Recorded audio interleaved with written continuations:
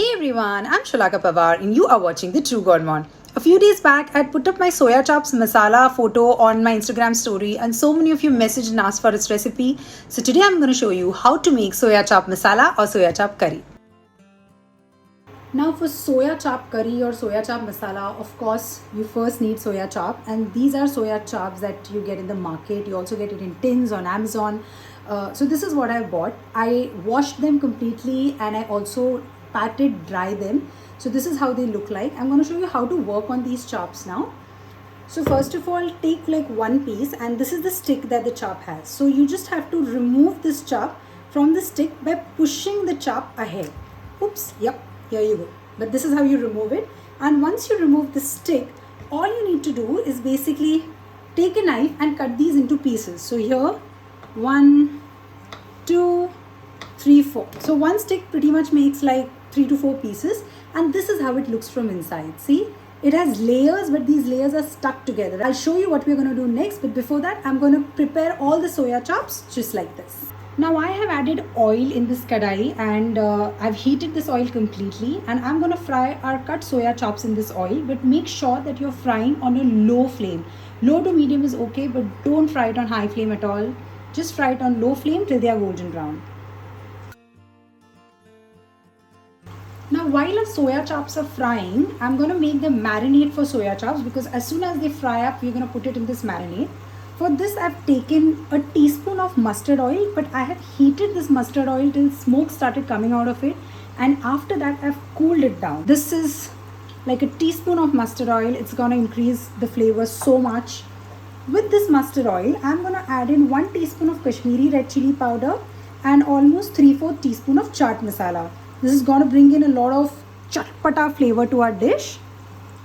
I'm just going to mix these two together first, because when you put red chili powder in oil, it kind of gives you the best color. And after mixing this well, I'm going to add in almost 2 to 3 tablespoons of curd in this. Now this is homemade curd. It need not be hung curd or anything, but just make sure that it's not very sour. The curd needs to be neutral. And with this curd, I'm going to add in like a tablespoon of butter. Of course, butter is my favorite, so it has to be here. And just look at the beautiful color our marinade has got, only because of the Kashmiri red chili powder. So just mix this well and keep it aside. And now let's see how our soya chops are doing. Our soya chops are nice and golden brown now. I'm just going to show you one of these pieces. As you can see, the layers have started opening up. This is exactly why we fry soya chops, so that the layers open up and then it soaks in all the goodness of marination and the curry that we made. So super simple step now. Just take these soya chops, handle them carefully, just remove some excess oil and put them in the marination. Now I'm just going to coat this in the marination well. And once this is coated really well, we're going to keep this aside and prepare the rest of the things. Now for the curry, the first thing that I'm going to do is add in some onions. These are 2 medium-sized onions that I have thinly sliced like these, and I'm going to fry these till they are golden brown. So we're basically making barista. Just make sure this is also fried on a low to medium flame. Now for the next step, I have almost 3 to 4 tomatoes just roughly chopped. These are 3 big or 4 medium-sized tomatoes. Then I have 2 inches of ginger, 6 cloves of garlic, 4 green chilies, out of which 1 is the darker one and the rest 3 are the lighter ones, less spicier ones, and some stems of coriander. And we are going to grind all of this together in our mixer grinder along with the fried onions. So first I'm just going to add all of this to the mixer grinder jar. I'm going to grind this in a fine paste now. Look how beautiful this is.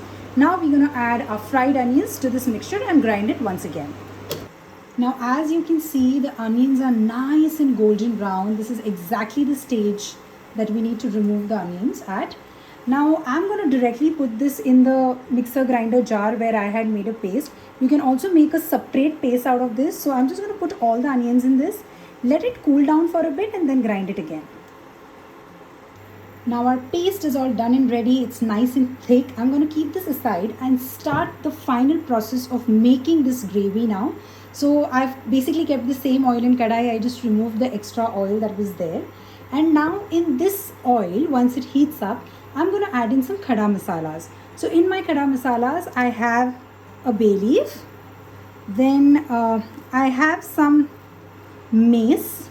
I'm going to add that as well. Then I have some star anise that I've broken into smaller pieces, but you can add whole. I do have like 2 cloves, 1 cardamom, and then I also have like half a teaspoon of jeera. I'm just gonna saute this till all these masalas become a little fragrant. Now that the masalas are fragrant, I'm gonna add in this paste that we made. So just add the entire paste. Saute this completely till the oil starts leaving this tomato gravy. It started cooking well, but it needs to cook some more. So at this stage, I'm gonna add in some salt. This will help in cooking the paste faster. And while this is cooking, let's make like a small masala paste in this. I'm going to add in half a teaspoon of turmeric powder. Now in this, I'm adding 1 teaspoon of Kashmiri red chili powder and almost 3/4 teaspoon of our regular red chili powder. If you like it spicy, add 1 teaspoon of each. And then I'm going to add in 2 teaspoons of coriander powder and 1 teaspoon of jeera powder. Like so. And then just add like a little bit of water and make a paste out of this. So I'm just gonna keep this paste as is for a couple of minutes till this gravy is completely cooked, and then we're gonna add the masala to the paste. Now this curry has released all the oil, so I'm gonna add this masala paste that we had created and just mix this well and cook this again till oil starts separating from the masala and the paste. Now for this to cook a little faster, I'm going to cover it and cook it for around 4 to 5 minutes or till the oil separates. Right, let's check how we are doing now. Oh ho ho. Wow, this is amazing. The way it's smelling, this oil, oh my god, all of this is so good. Just going to give a nice quick mix. Look at this gravy, look at the thickness, look at the color. This is exactly what we want. This is what masala should look like. And now in this masala, I'm going to add in the marinated soya chunks. And then we just saute these soya chunks in our gravy. Now once the masala sticks to our soya chunks, I'm going to add in water. This is as per requirement, however thick you want. In fact, if you want, you can eat it as thick as this, but my family prefers a little bit of gravy, a little bit of thickness, so I'm going to add water. Also make sure you're adding hot water, not cold water. Add enough water so that if the soya chunks absorb it, you'll still have some sort of body to the gravy. So that's how I've added around like a cup of water to this.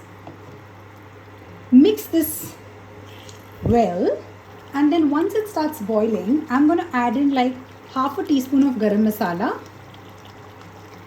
and then around 1.5 teaspoons of kasuri methi. Just crush this and add this to the mix.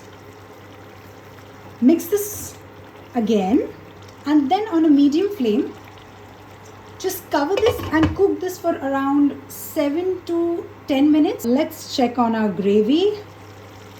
Wow, this is wonderful. We switch off the flame at this time, and now the final shalakas touch has to happen. I add a little bit of cream, but this is optional for you. Do add though, it's gonna taste really nice.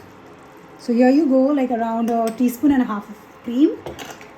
And then I'm just gonna mix this really well. I'm just gonna top this with some nice coriander leaves. Coriander, absolutely important.